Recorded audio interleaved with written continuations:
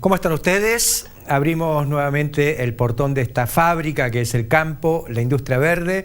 Y hoy creo que les vamos a poder ofrecer una serie de entrevistas realmente muy jugosas.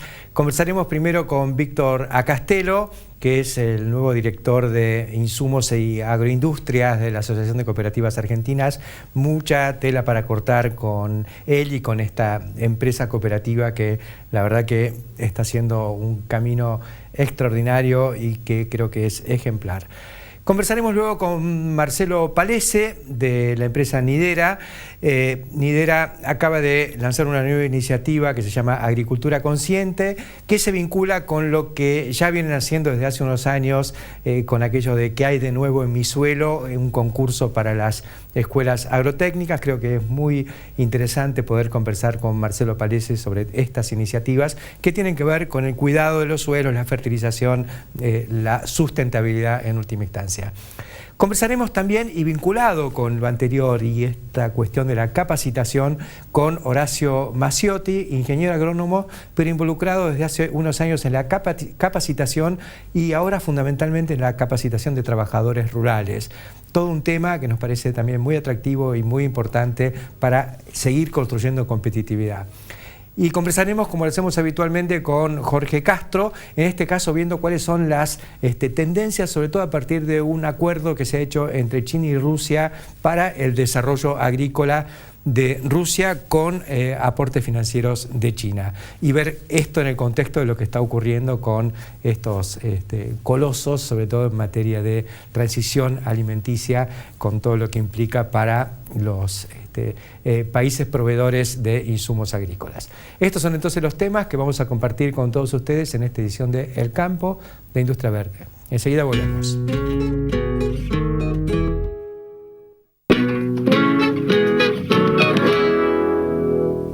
Iniciamos esta edición del Campo, la Industria Verde, conversando con Víctor Acastelo, desde hace poco tiempo, digamos casi flamante, director de Insumos Agropecuarios e Industria de la Asociación de Cooperativas Argentinas.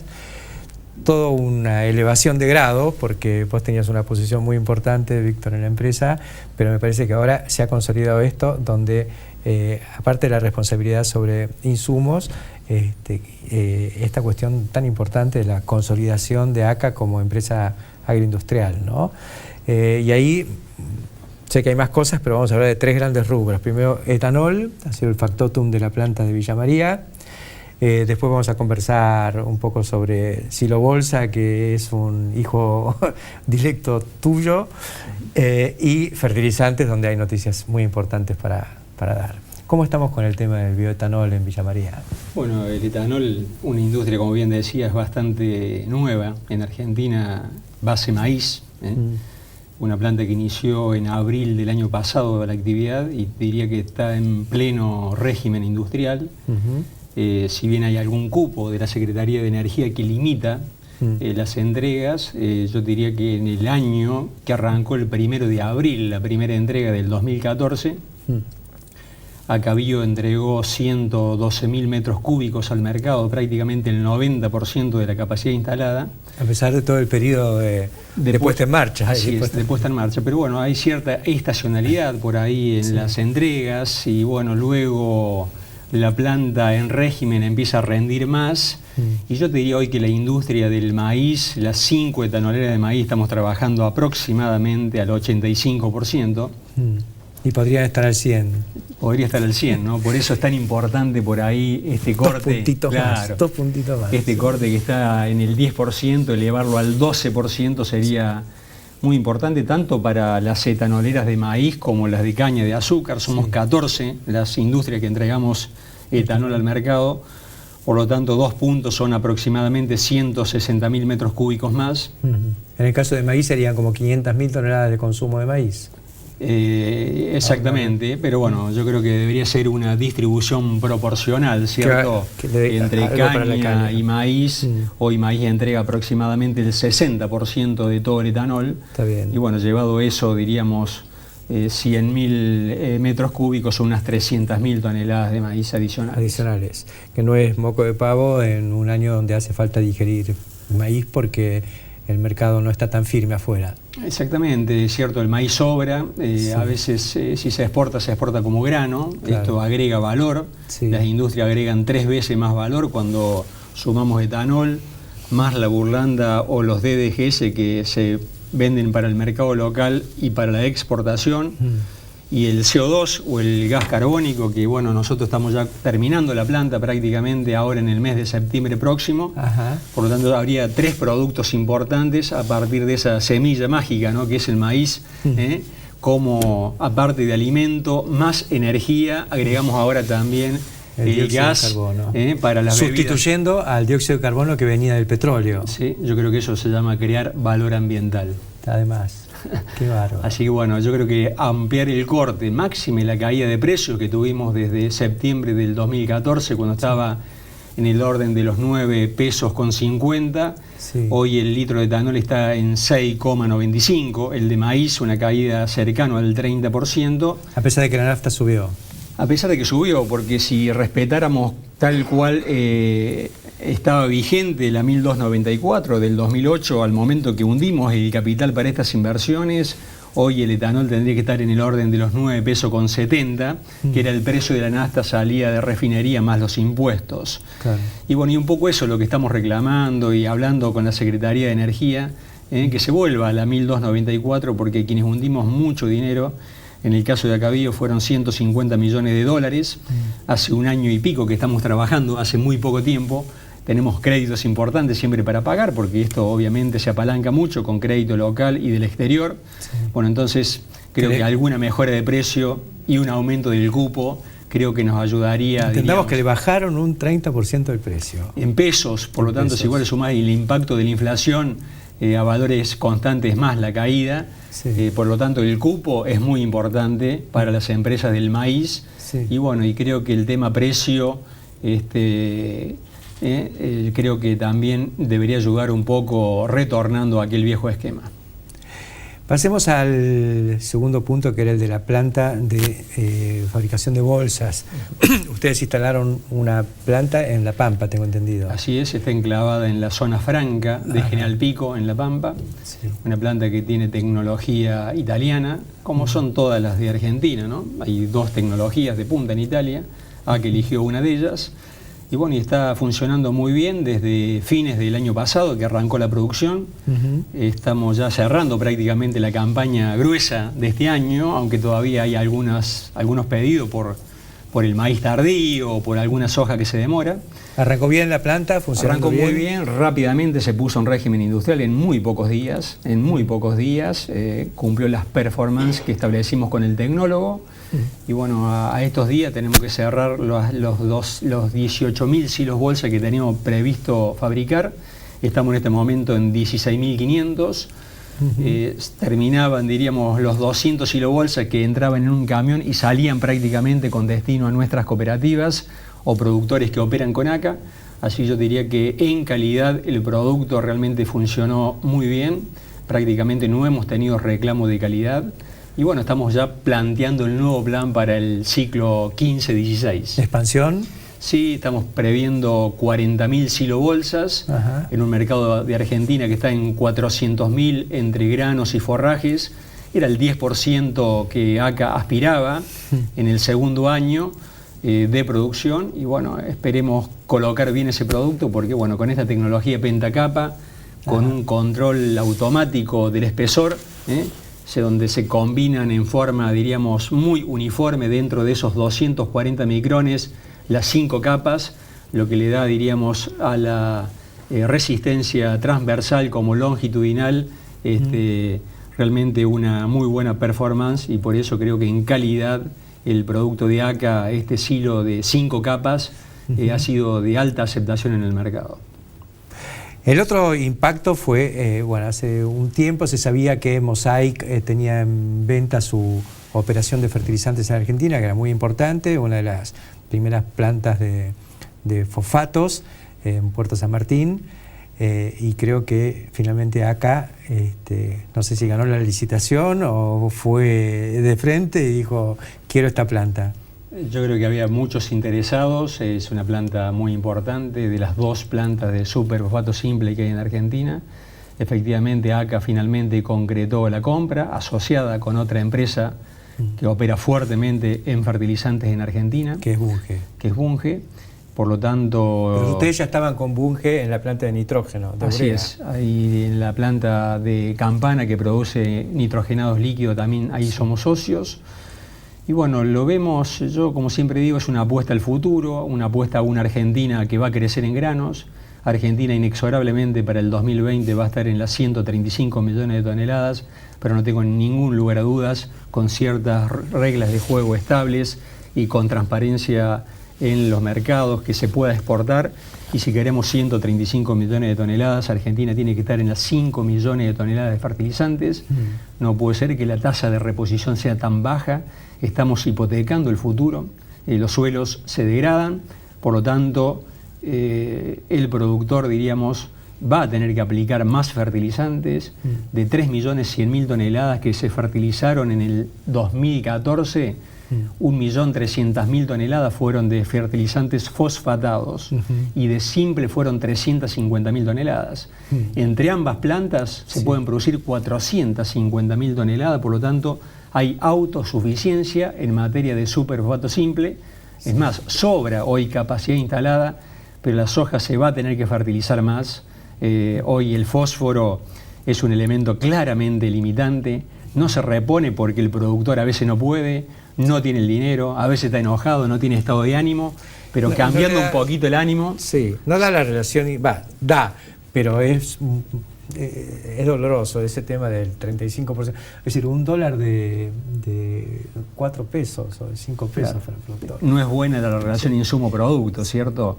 Y más aún para el productor arrendatario. Sí. Argentina hoy tiene aproximadamente el 60% de los campos bajo arrendamiento. Entonces el productor arrendatario, cuando no le cierran las cuentas, entra a limitar por donde puede. Digamos que ni el dueño del campo, ni el dueño del 35% de la soja, que es el Estado, ponen su parte de fertilizante. Yo creo que sí, un poco lo que dices, y bueno, y ojalá prospere alguna iniciativa que está dando vuelta, que es la promover el uso de fertilizante, porque el suelo es un recurso capital, es el recurso más valioso para el agro argentino, y si el Estado por ahí está promoviendo de alguna manera a través de algunos proyectos de ley interesantes que están dando vuelta. Hay uno muy interesante que está promoviendo el diputado Luis Basterra. Bueno, si prospera ese proyecto... ¿Cuáles son los puntos fuertes? Básicamente permitiría, diríamos, desgravar en el impuesto a las ganancias la factura de fertilizante, diríamos, un doble cómputo de la factura de fertilizante. Por lo tanto, al productor, diríamos, se le bajaría el costo y por lo tanto podría reponer más, obviamente sujeto a un plan de producción, ¿cierto? Cumplir cierto esquema de rotación de cultivos, pero bueno, yo creo que haciendo bien las cuentas, el Estado también gana. Porque no solamente se va a conservar mejor el suelo, sino que por ahí el Estado va a resignar por un lado, pero por otro lado, con la mayor producción va a recaudar. Sí, es un proyecto donde ganan todos, no tengo dudas. Hablamos de 3 de las principales y las actividades industriales que están en la cresta de la ola. Repasemos las otras 7. Bueno, ACA tiene otras actividades, quizás un poco más, no tan relevante porque ya vienen de muchos años, pero los criaderos de semillas, de Pergamino y de Cabildo, una para híbridos, otro para semillas finas, claramente son emprendimientos que tienen procesos industriales. La fábrica de alimentos balanceados en San Nicolás, donde el producto estrella es el Rúter, que hoy lo estamos, diríamos, refundando. Seguramente vamos a tener algún relanzamiento porque, bueno, estamos con el objetivo del ternero de 120 kilos en 100 días de vida, con un nuevo sistema de Rúter un poco más ayornado a estos tiempos donde se intensifica cada vez más la producción ganadera, tanto en feedlot como en tambos. Bueno, y las plantas industriales, las 3 plantas industriales que mencionábamos recién, las 2 de superfosfato simple y la de fertilizantes en Campana. ¿La de agroquímicos? La de agroquímicos en Campana, la de vacuna antiaftosa, también en la localidad de Campana, bueno, y algunos frigoríficos que acá tiene, tanto en Justiniano Pose para cerdos como bovinos en Viedma. Bueno, son varias industrias. Hoy el criadero de cerdos en Yanquetruz, cerca de San Luis, trabaja como un emprendimiento industrial, claramente, porque son procesos que hay que tenerlos muy pulidos, muy bien manejados para tener altísima productividad. Es la única forma hoy de competir, ser eficientes. Por lo tanto, sí, industrias es un segmento que le estamos dedicando hoy mucha atención. Es una forma de agregar valor, diríamos, antes del grano o antes de la carne como después. Muchísimas gracias por actualizarnos sobre lo que está sucediendo con la Asociación de Cooperativas Argentinas y todos estos emprendimientos que marcan un poco el rumbo que uno alguna vez imaginó. Felicitaciones por eso. Muchas gracias, Héctor, y gracias a ustedes. Enseguida continuamos.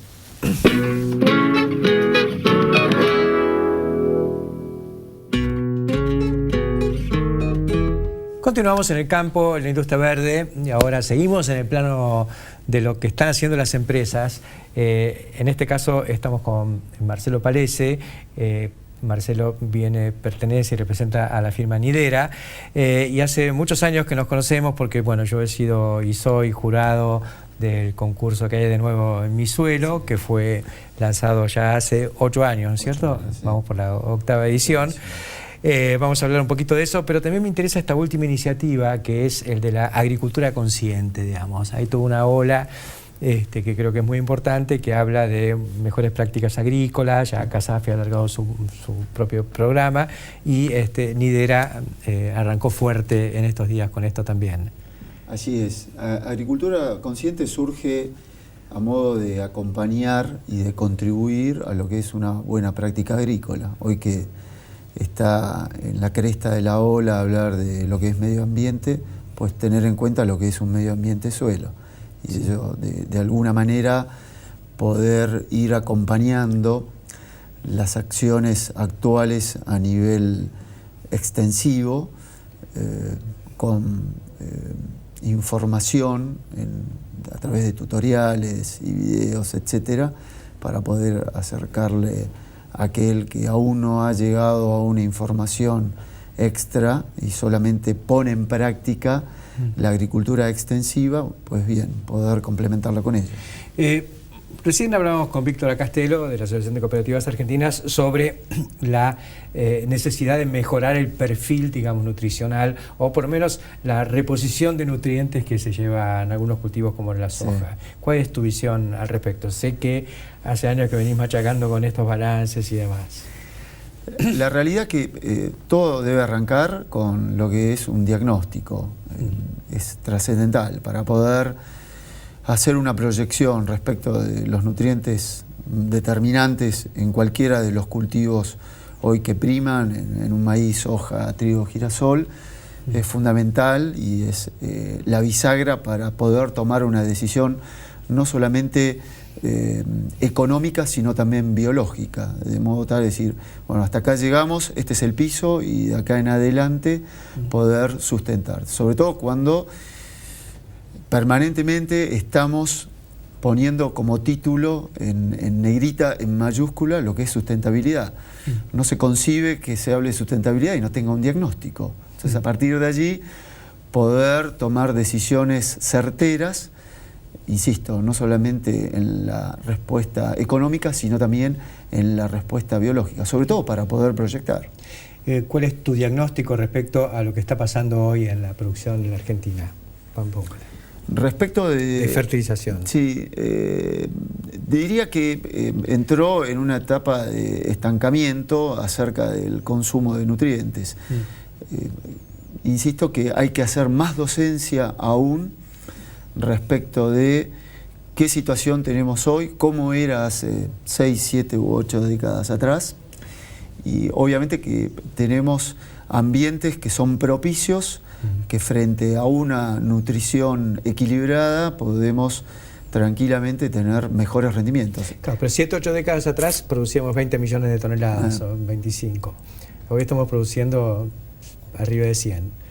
Y eso tiene que ver también con la genética, que tiene una capacidad de extracción superior, con lo cual hay que poder determinar no solamente en los primeros centímetros, que contribuye todas las prácticas actuales, sino que es lo que pasa subsuperficialmente, que es lo que no se ve, el lado oscuro. Pero si estamos viendo que todos los años nos estamos llevando, digamos, 5 veces más que lo que nos llevábamos hace 50, 60, 70 años, es que estamos acelerando el proceso de extracción de nutrientes. Lo que no encuentra arriba la soja lo va a sacar de abajo. Sí. Entonces, de algún modo, lo que tienen que acudir es a un diagnóstico y comparar lo que es debajo del alambre o en la taperita o en la casa que nunca se tocó y qué es lo que tienen hoy. Y de ese modo van a hacer una alerta naranja respecto a decir, de 1 a 10, tenemos que ponerle el freno. De 1 a 10, ¿en qué punto estamos respecto de esto? Y en 6. Todavía tenemos mucho techo para crecer, sí. Y hoy muchos ambientes, el rinde bueno o satisfactorio que tiene el productor, que le llena el ojo, está estructurado por lo que es la genética. Sí. O sea que diría que en términos vulgares está trabajando con el freno de mano puesto. Ajá. Está por debajo del potencial.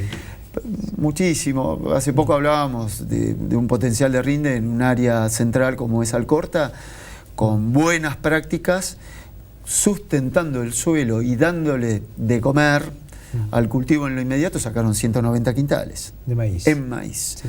Hoy hay rindes en esa zona de soja de 58, 60, 62 quintales. O sea, de algún lugar sale. No existe la generación espontánea del nutriente. Sí. Hay que aportarlo al suelo. Serán las cenizas del volcán chileno. Fertilización espontánea. Bueno, vamos a ¿Qué hay de nuevo en mi suelo? ¿Cómo está el concurso este año? Lo lanzamos hace poquito, hace un par de semanas. Vamos con trigo. Recordemos cómo es este concurso. El concurso, ¿Qué hay de nuevo en mi suelo? Tiene una estructura en la que participan escuelas de una zona que desde el punto de vista de suelo y clima son similares. Lo que Nidera le provee es la tecnología a partir de la semilla y de los nutrientes. Pero compiten las escuelas agrotécnicas. Escuelas agrotécnicas de todo el país. Del país, sí.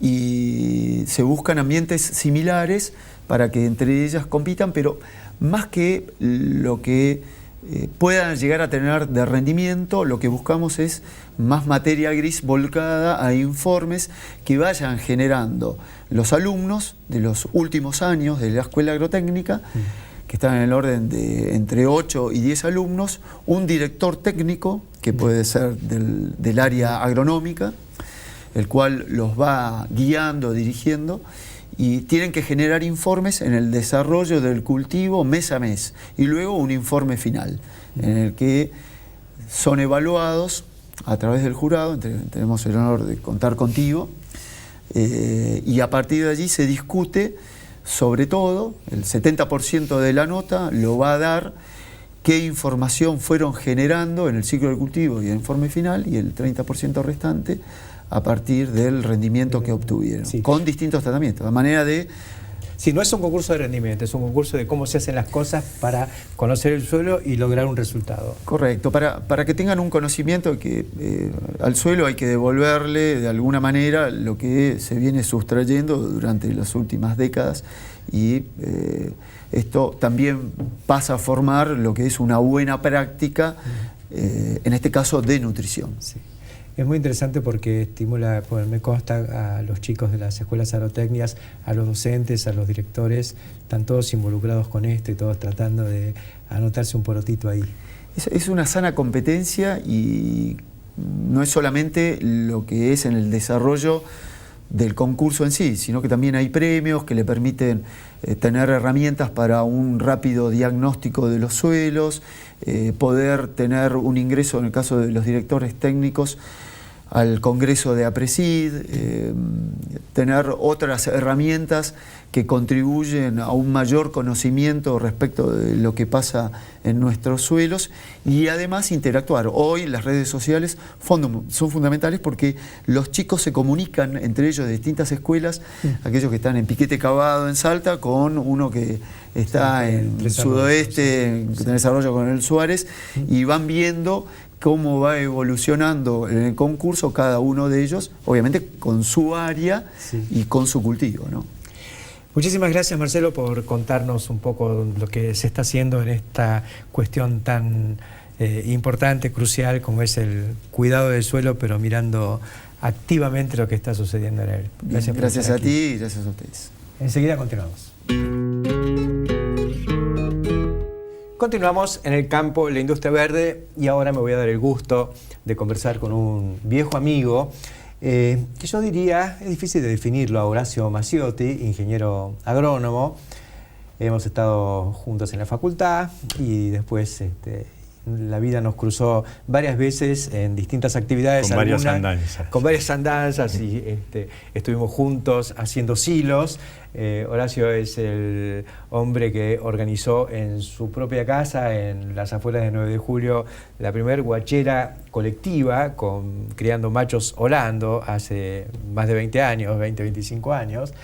Pionero en eso, fue extensionista en La Serenísima y hoy diría que el resumen de su vida es que es un emprendedor y un emprendedor social, un hombre siempre preocupado por la capacitación, por educar, por enseñar, desde los grupos de La Serenísima, donde fuiste uno de los primeros integrantes, hasta lo que has hecho siempre asesorando y formando gente, formando y hoy técnicos. con la posibilidad de hacerlo desde una institución como es la Escuela Agropecuaria Inchausti de la Universidad de La Plata. ¿Qué estás haciendo ahí? Estamos llevando adelante un centro de capacitación integral del trabajo rural, que es una propuesta que tiene que ver primero con ocuparse de los requerimientos que hoy tiene un trabajo rural que se ha modificado profundamente en los últimos años, no solo por las características del trabajo rural, sino también por la movilidad que ha habido en el medio rural, en el mundo rural. Mira, hoy mismo está diciendo esto, me acuerdo, vi un aviso en un tuit del INTA de Rafaela que busca a alguien para que maneje el tambo robotizado que tiene. Entonces, mirá lo que son los requerimientos nuevos de personal. Sí, bueno, vos te acordás que ya también hace bastantes años que, bueno, me tocó también poder trabajar en todo lo que hacía la automatización de los tambos, que en ese momento se expresaba en los retiradores automáticos de pezonera. Claro, la movilidad implica además un traslado, hay un proceso de urbanización creciente, donde la relocalización no tiene que ver solamente con la gran ciudad.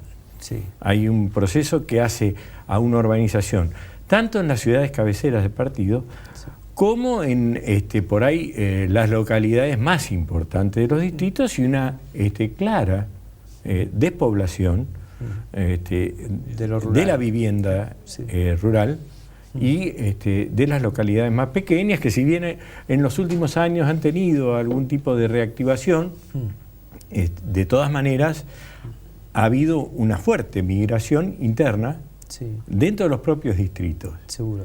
Y esto hace a la capacitación del hombre que tiene en sus manos el trabajo rural. Se puede decir que la facilita en alguna medida.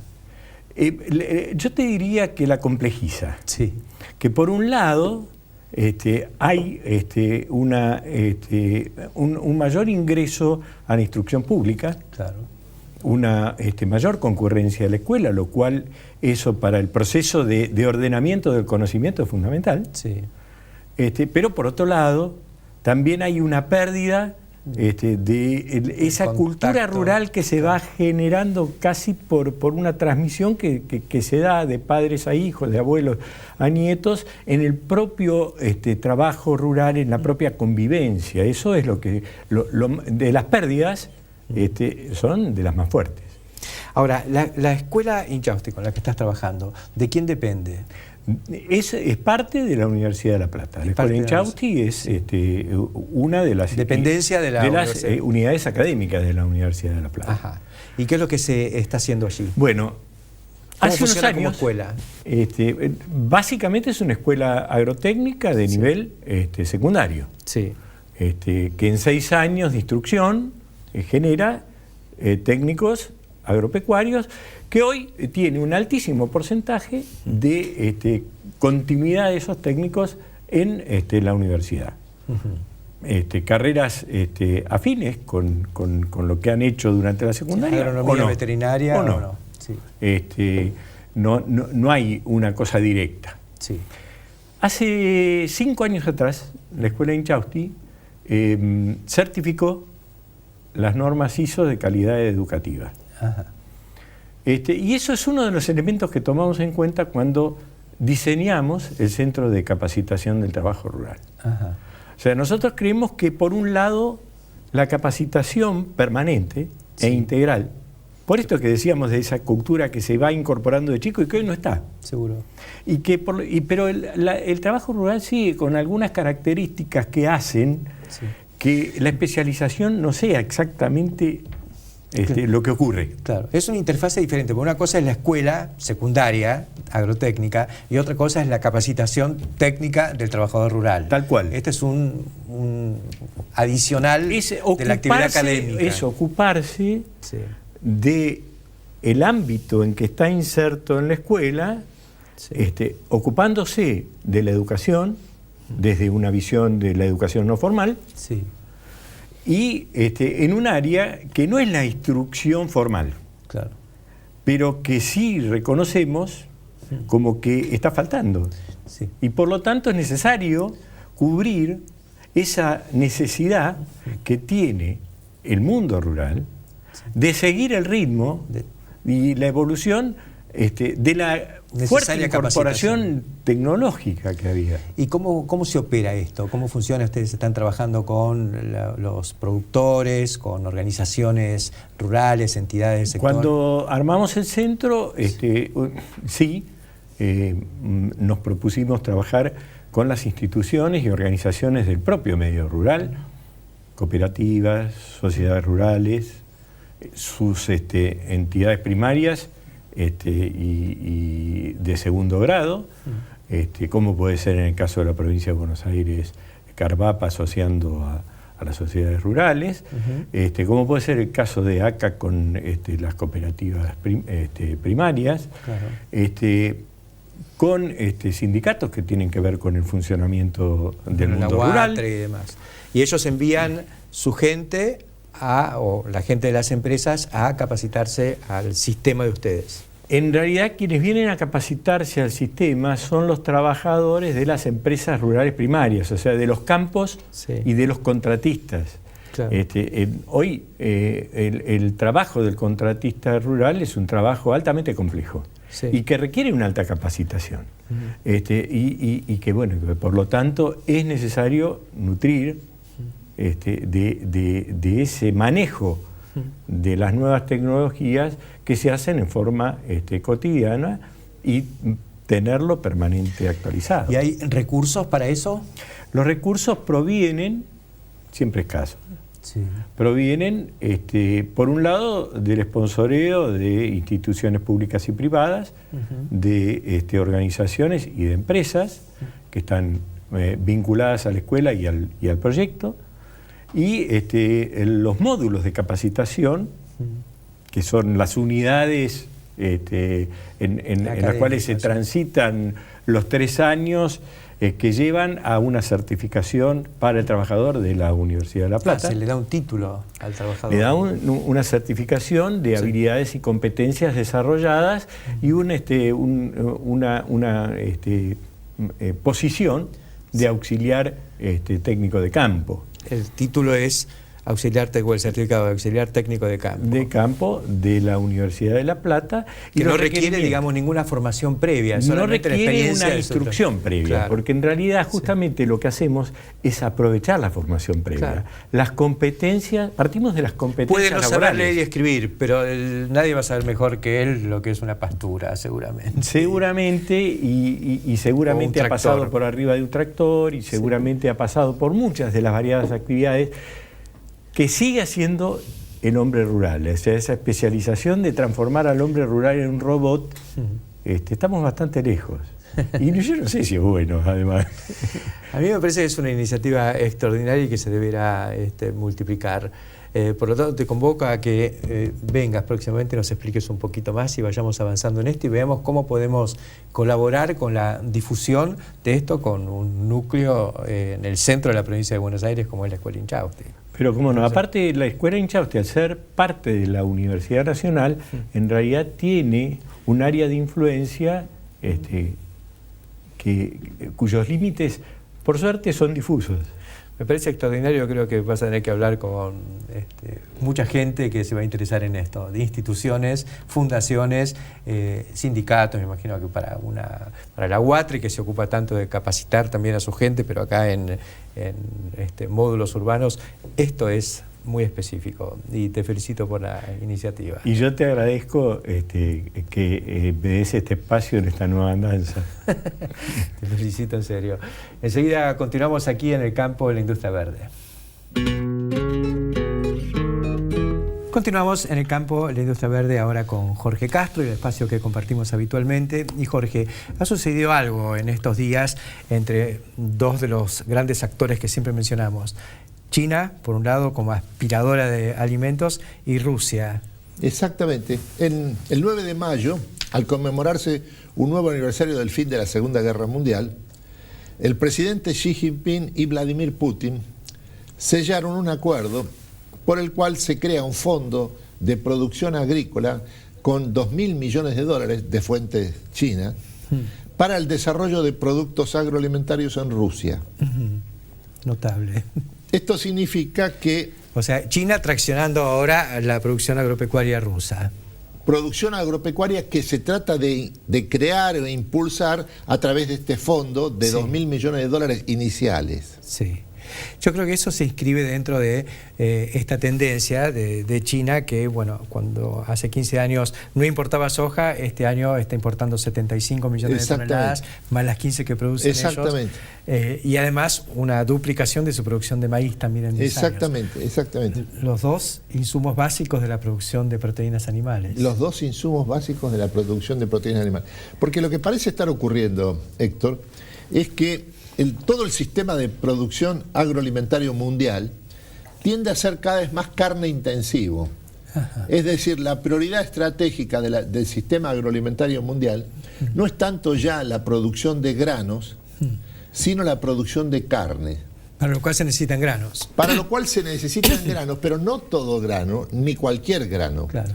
Hay una redefinición del ranking de los granos, de la producción de granos, en relación a si sirven o no y el carácter prioritario que tiene su servicio para la alimentación animal. Claro, no es tanto trigo y arroz, sino maíz y soja. Maíz, soja y harina de soja. Estos son los granos fundamentales del nuevo sistema agroalimentario mundial. Digamos que el dilema malthusiano, que era el crecimiento de la población mundial en progresión geométrica, ya no es lo que manda, porque primero no crece tanto, aunque crece no crece tanto, pero sí, digamos, el crecimiento malthusiano de la población animal, que se comen estos otros animales que somos. A su vez, este crecimiento extraordinario de la producción de carnes como respuesta responde al fenómeno de la transición dietaria.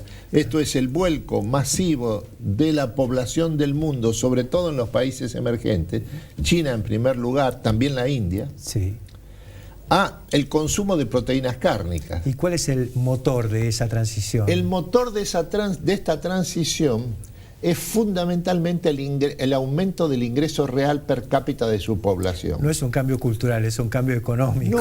No. Acá el cambio cultural viene con posterioridad al nivel de aumento del ingreso real per cápita de la población.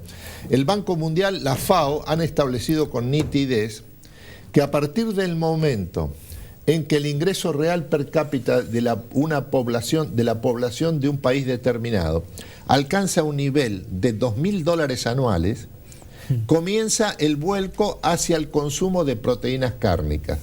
El nivel de ingreso real per cápita de China hoy es de $9.800 por año, medido en capacidad de compra doméstica. Claro. Por eso es que hay este vuelco extraordinario del consumo de la población en China de la producción cárnica. Claro, y que no es solo consumo domiciliario, sino también todo lo que tiene que ver con las cadenas de comidas rápidas, exactamente, comer afuera. Exactamente, sí. Y la búsqueda de marcas. Sí, claro. Porque como está encabezado este fenómeno de la transición dietaria y del incremento del ingreso real per cápita por la nueva clase media, una nueva clase media que el año pasado fueron 110 millones los chinos que viajaron al exterior.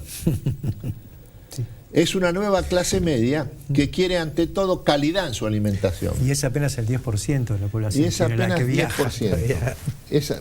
Viajan fundamentalmente a Europa y Estados Unidos. Claro. Sí. Entonces, lo que ellos quieran es calidad en su alimentación. Y lo que esto significa es que vuelco hacia el consumo de marcas, sobre todo de las grandes marcas de la producción del mundo avanzado. A veces cuesta entender, sobre todo cuando predomina o estamos un poco impregnados por esta cultura del pobrismo, digamos. Pero así como existen vinos de $1.000 la botella, digamos, la capacidad de consumo o de gasto en alimentos es infinita. Es infinita porque van cambiando los gustos. Claro, sí. Y por lo tanto van cambiando también el componente calidad. Claro. Que lleva necesariamente a dos términos: trazabilidad, sí, y marca. Y marcas. Muy interesante, porque la verdad que en esto entramos en un crecimiento exponencial. Exponencial. Donde, no hay exponencial. límite. Entonces, acá el factor decisivo de esta ecuación que conduce la producción agroalimentaria mundial no es más el precio de los granos en un momento determinado en el mercado mundial. El factor decisivo es cuál es el nivel de incremento del ingreso real per cápita de la población de un país o de una región determinada, en este caso la del mundo emergente. Gracias, Jorge, por estos jugosos y sabrosos comentarios de hoy con marca, la marca de Jorge. Enseguida continuamos. Creo que con todos los años que llevamos en el campo, en la industria verde, pocas veces hemos podido redondear tan bien una idea como lo que acabamos de conversar con Jorge Castro en el bloque anterior.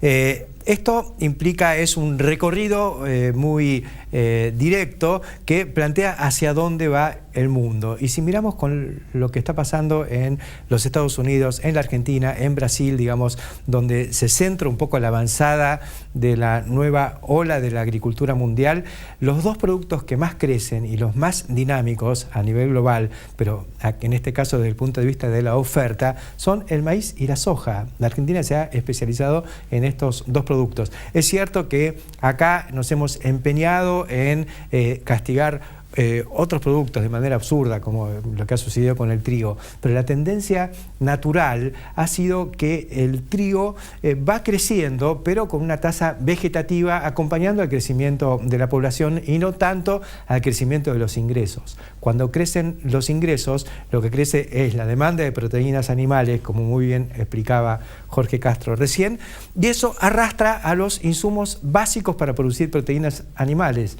que son los granos forrajeros, proveedores de la energía, del almidón que necesitan los animales a través de los alimentos balanceados, y la proteína cuya fuente principal, desde que se agotó la harina de pescado, es la harina de soja.